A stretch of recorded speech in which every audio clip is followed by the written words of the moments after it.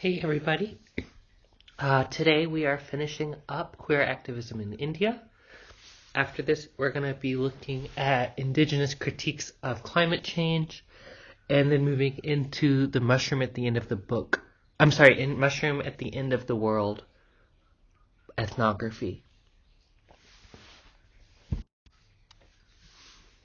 So, as a review, Dave's central point is this kind of cyclical understanding of activism and ethics.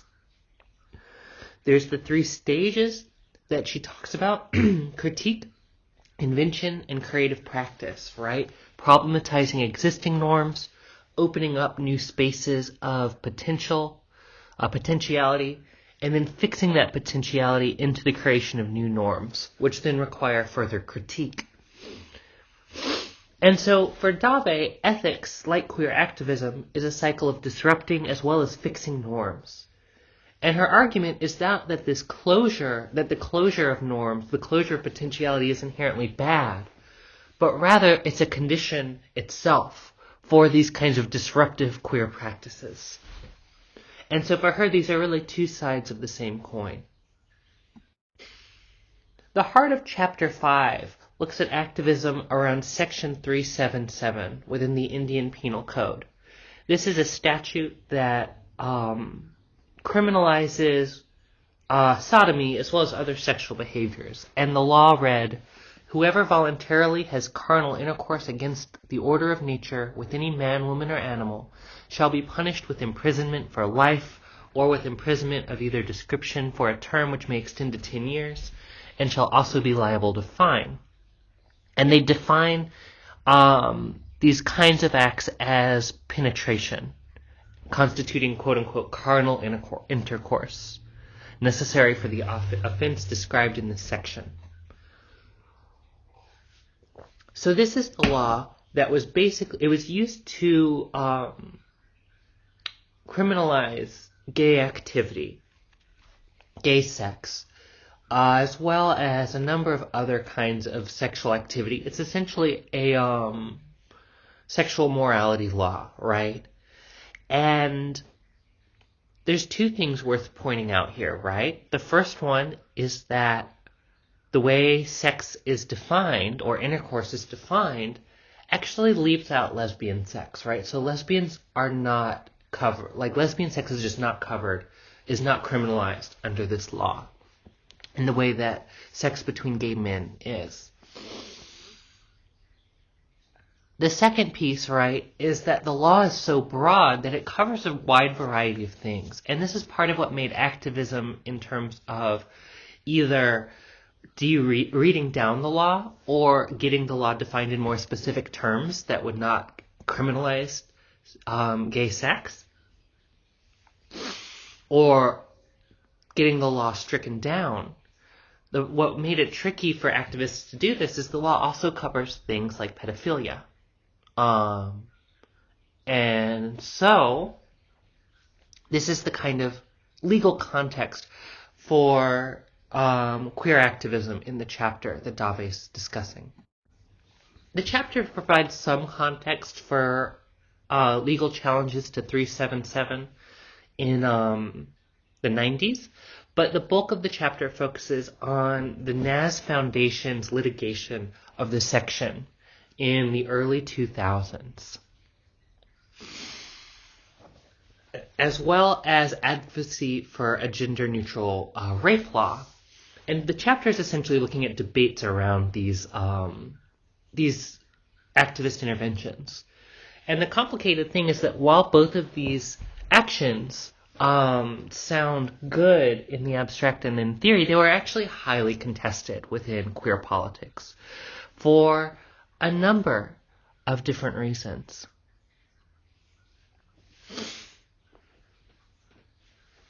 Among the critiques of the Naz Foundation's litigation, the Naz Foundation was trying to read down the law. They were trying to get the law defined in narrower terms that would no longer criminalize gay sex between men. But the critiques that grassroots organizations leveled against this this litigation action, was that, first of all, NAS failed to consult with grassroots queer organizations. They felt left out, or slighted. That's a better word than left out. They felt slighted. This is a tension, right, that Dave describes as a tension between who is spoken of and who speaks. And so the conflict, right, is that queer organizations are being spoken of, but not able to take on leadership roles. They're not considered to have this authority or prestige that these higher level organizations like NAS have. And even this language I used, higher order, kind of reproduces that. This gets to the third point. It solidifies these hierarchies and fractures between activist organizations. Another critique is that this law, the way they were trying to change the law, was essentially to redefine intercourse between men as a private act. And as a private act, it was not a realm that the law should be legally policed. And so they basically tried to reinscribe this public-private divide, that basically saying that sexual acts that you do that are consensual and private are not covered within this kind of sexual morality law. That's private space. So this was critiqued for two separate reasons. On the first one, it fails to protect lesbians because of the way public and private are defined in very patriarchal terms. It also fails to protect gay men who engage in sex in public places. Dave doesn't say this, but I do suspect that there is a class basis for that dynamic as well. And in fact, class is one of the major fractures that gets exacerbated around these debates and tensions around the litigation of Section 377.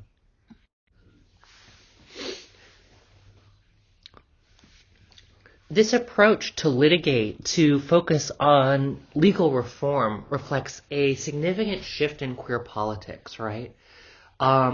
It's very different than what was happening in the 80s or the 90s, or even the before the NAS litigation, right?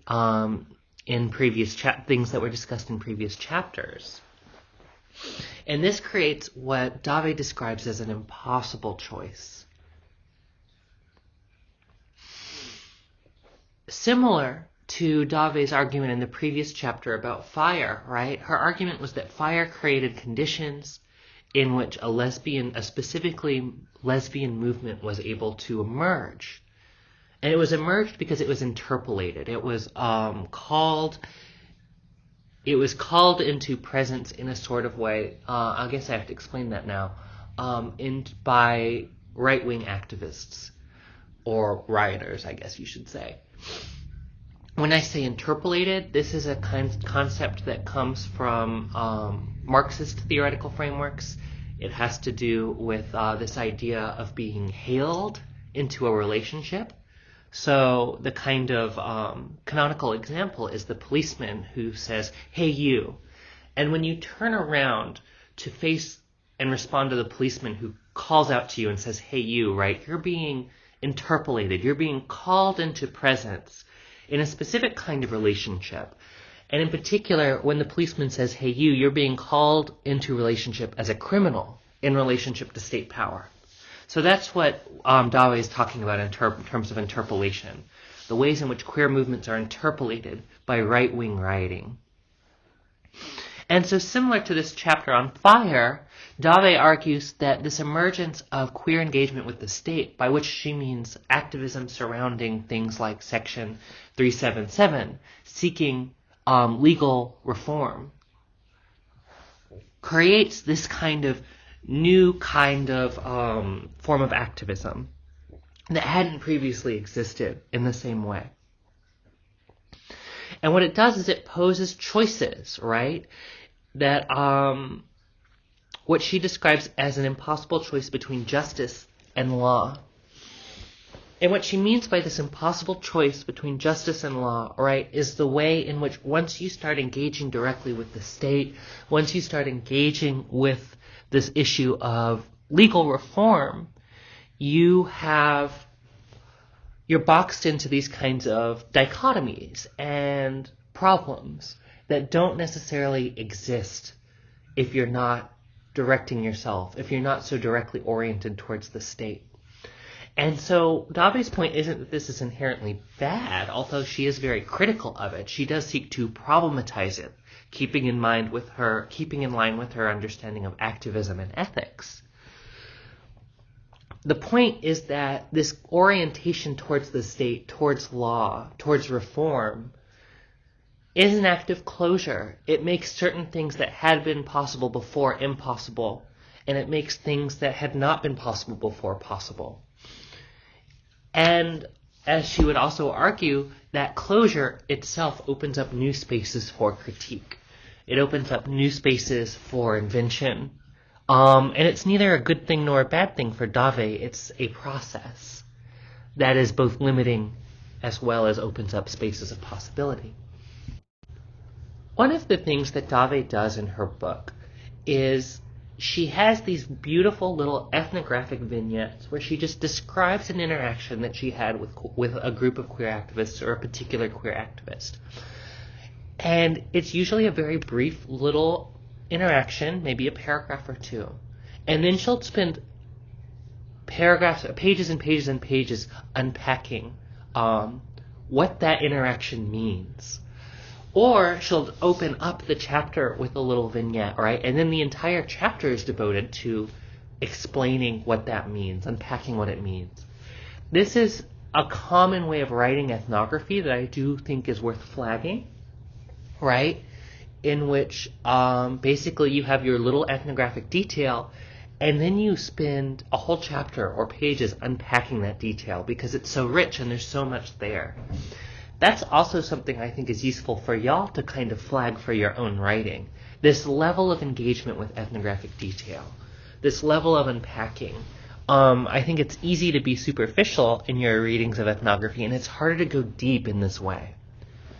And so one of these little ethnographic details that Dave outlines that has so much, contains so much in it, is this statement by Kath, A Place to Bonk. Essentially, Kath is in this conversation with other lesbian activists, and she makes this semi-joking statement that what lesbians need is, she's being critical of litigation efforts, these legal reform efforts, and she says what lesbians really need is a place to bonk. And it's a joke, but it's actually kind of not a joke. It's there's a lot there. And this little phrase of a place to bonk sustains this extensive analysis that Dave engages with, right? Because what Kath is pointing at is the problems of engagement with legal reform, as well as the problems of engaging with Section 377, and the ways in which these engagements reproduce this public-private dichotomy in a way that all of which is antithetical to lesbian activism. So what's going on here? The first point is Dave's argument that law doesn't simply regulate gendered behavior. It genders. It reproduces, it enforces, it creates gender as a social phenomenon. And one of the issues here, right, is the ways in which women are defined as victims. This is especially true in terms of sexual assault law, right? Now, the reason why one might have thought that gender-neutral sexual assault laws would be a real boon for queer activism is that it would make things like pedophilia covered within sexual assault law, and if there's no reason to cover pedophilia with Section 377, that's all the more reason for tearing down 377 entirely, not simply just limiting its scope. However, a lot of lesbian activists and a lot of women's activists were concerned because it would potentially open the door for issues like basically having the tool used as a way to further disempower women who were especially vulnerable and disempower working class men, or lower caste men. And so, as well as this anxiety that neighbors could charge lesbian women with this sexual assault law for engaging with consensual sexual intercourse with each other. So all of these kinds of fractures, and anxieties led to this debate: should the law be gender neutral, or should it exist to protect vulnerable people such as women from people with more power? And Dave's point here is that this is not simply reflecting this kind of reality, but it also genders, right? It carries within the law carries within itself a set of assumptions about the nature of social life. Whether women are essentially victims, whereas men are essentially perpetrators, versus the alternative that law should be neutral, that men and women should be the same. And so debates around these reform efforts get sucked into this kind of false dichotomy, right? Should it be similar, or should it be what Dave describes as similarity versus difference model? And the problem is that this argument really only matters to the extent that you are engaging with legal reform, right? The act of engaging with legal reform makes these questions salient.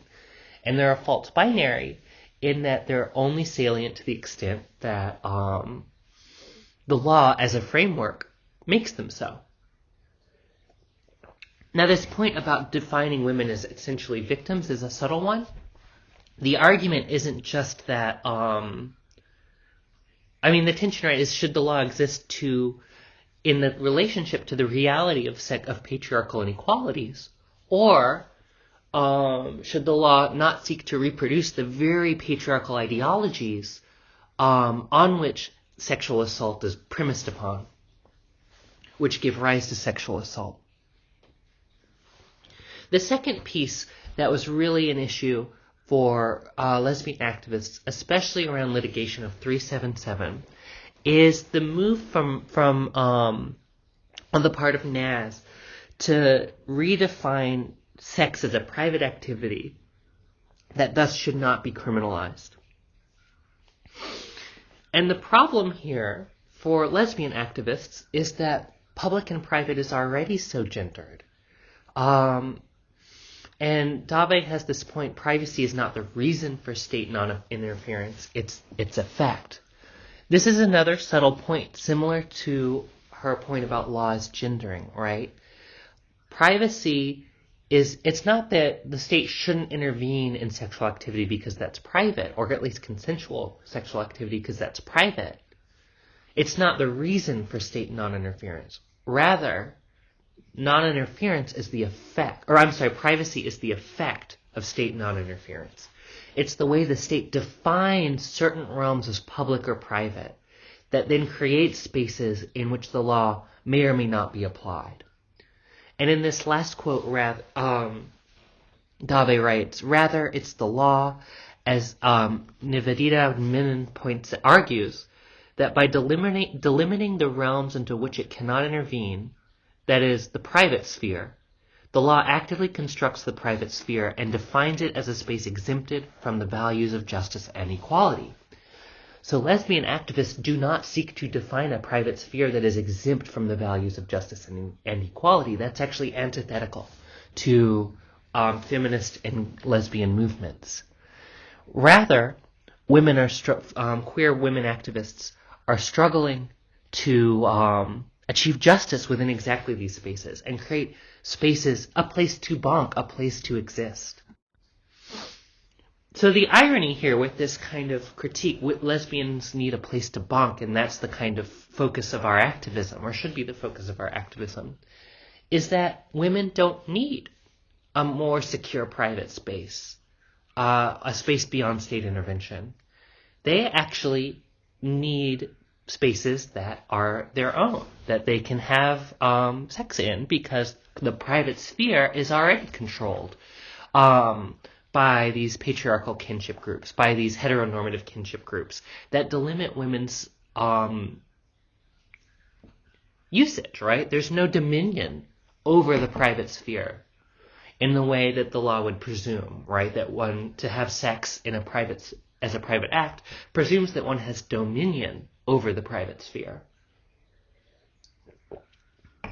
So I have a couple more quotes of Dave unpacking this beautiful little ironic phrase, a place to bonk.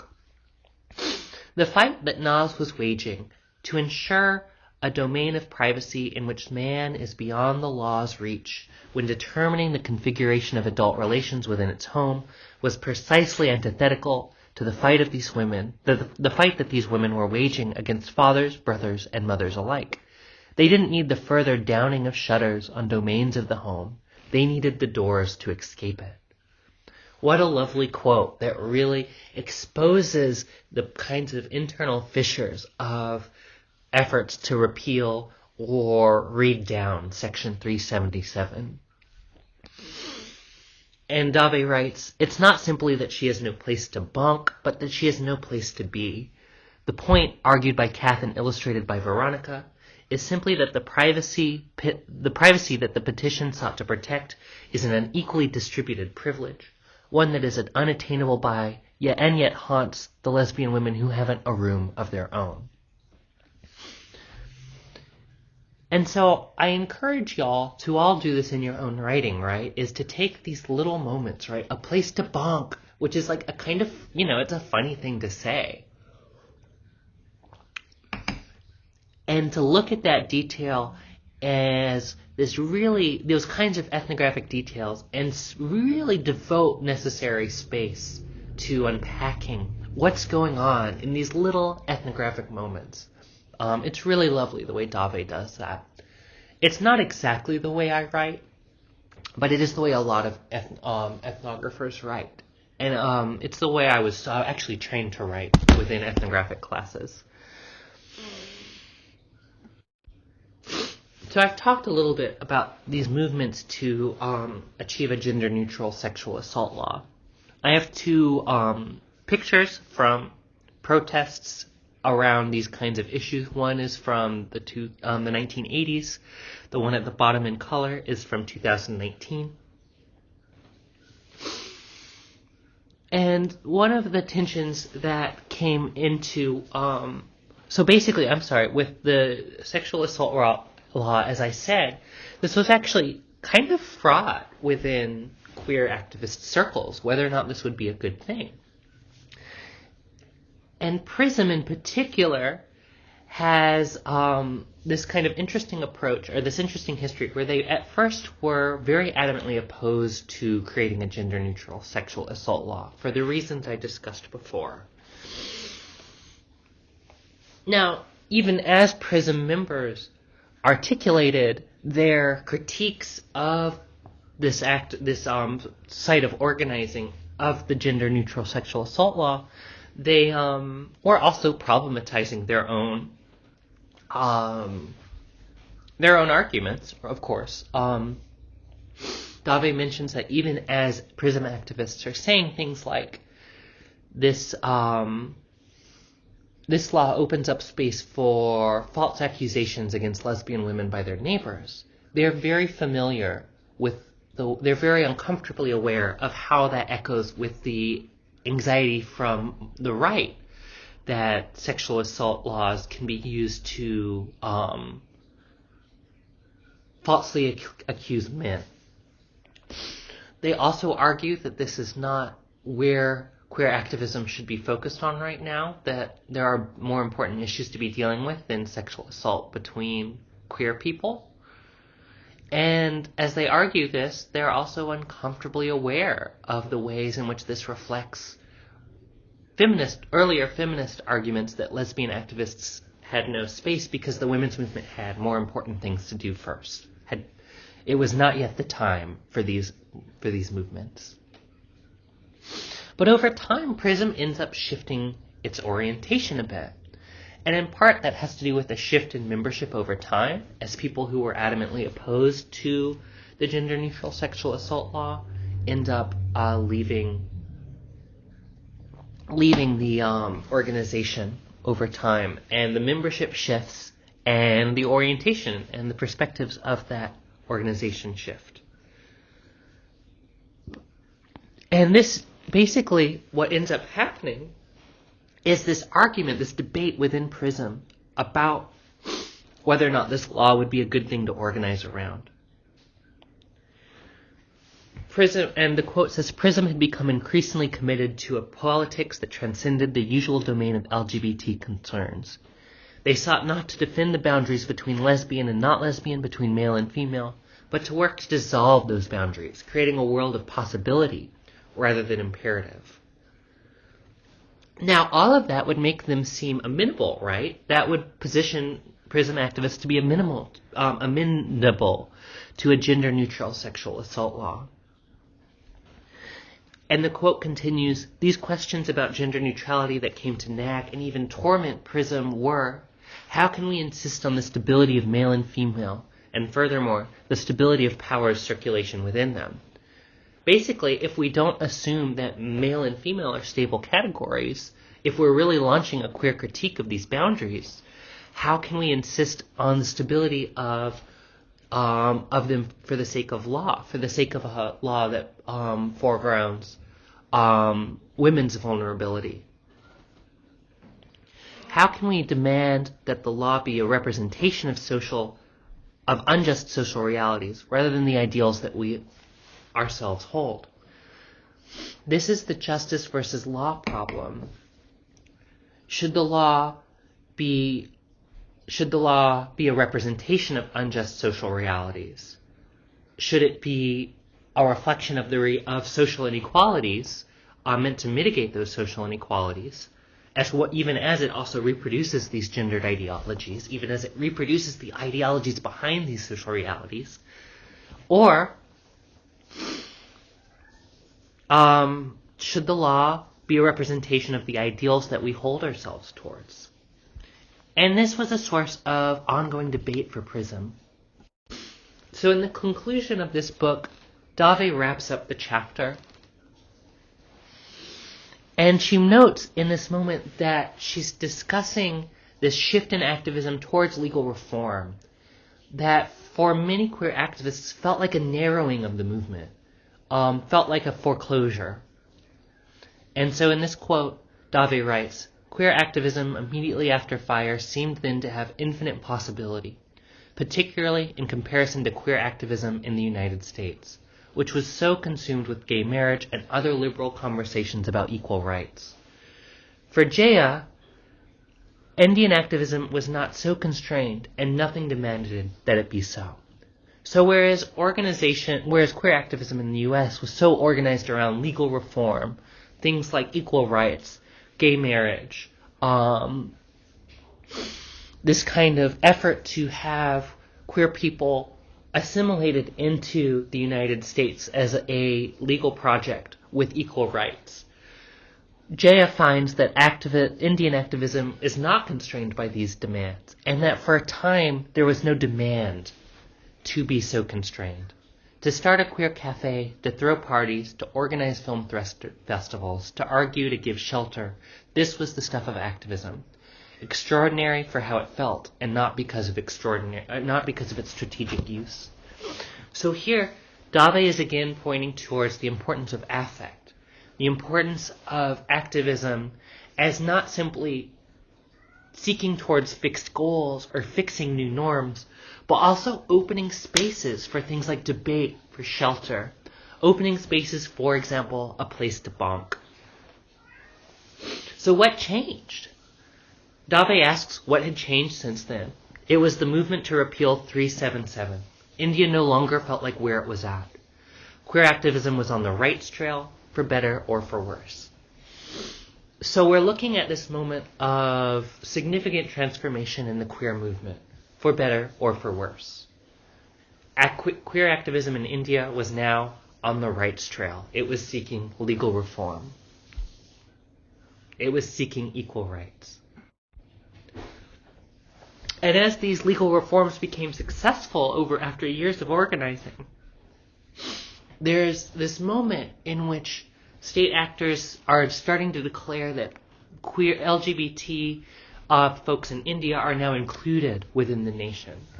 This, of course, is a very similar thing to what happened in the United States recently, over the last couple, maybe, I don't know if I should say couple decades or last decade, this official declaration, right, of inclusion. And so with that reference, Dave writes, with that reference to paving a historic path, the justices formally declared lesbians and gay men in India included and embraced by the nation of India. For a once unimaginable moment, law and justice seemed reconcilable. But only for a moment. Only hours later, Jaya was drafting an article to send to local papers, critically interrogating how she, of all people, came to be crying with joy in a New Delhi courtroom. The horizon of justice continued to compel critique. This was still not a time to rest. This is the very end of the book, right? And I love the way Dave is ending the book here, because she's not framing this, the striking down of Section 377 as a win, right? This goes back to Sanjay's point. Who loses when we win? And similarly, Dave is asking, what gets lost when these kinds of legal reform movements are successful, when leftist movements are able to capture parts of the state?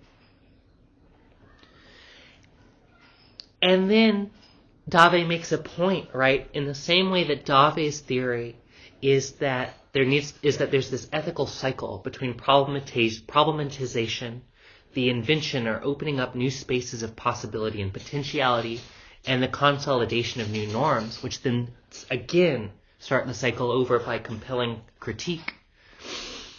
Dave's doing the same thing with her book. She's not ending on a note of closure. She's not ending on a moment of success. She's ending on a moment of radical openness, a moment of interrogating the problems of the win, the limits of the win, and leaving that as an open space, as a space of potentiality. And I really appreciate that about Dave's ethnography, the way she wants to leave it open-ended. So here's this moment of closure that for many people feels like a loss, even as it's a win. And yet, at the very end of the book, this is still not a time to rest. Activists continue to be interrogating this consolidation of norms within queer politics, opening up ethical spaces for potential, ethical spaces for worlds otherwise. And that is going to provide a lovely lead into the next ethnography about environmental catastrophe, or maybe catastrophe is the wrong word, but about basically about capitalism as an ecological system of devastation, and the ways in which those the ruins of those spaces of devastation, the ruins of capitalism themselves, are open-ended spaces for the creation of worlds otherwise, for the creation of alternatives that sit uneasily within systems of domination. With your discussion questions, there's two kinds of things I hope that we can talk about in your discussion posts. The first is this chapter that you read, and the second is the book as a whole and how it fits into the course. So these questions are to give you structure. If you want to go in a different way, a different direction, please go for it. What I'd really love to see is for y'all to practice pulling out those ethnographic vignettes, pulling out those ethnographic details and unpacking them to answer these kinds of questions, as well as engaging with Dave's theory of the cycle of ethics and how this helps us grapple with the problems of the state abolition and refusal that we've been talking about this whole class. And of course, in the last question, coming back to the problem that we opened up last class about the discussion of fire and what it means to do anthropology in a burning world, what it means to let anthropology burn, and the relationship between that and burning theaters, burning passions, and the spaces that are left up in the aftermath. What can emerge from the ashes? Ashes are wonderful because not just to be like talking about that funny bird that I forgot the name of that emerges from the ashes, but also literally as students, as you all pointed out last class, the ashes can be a powerful fertilizer.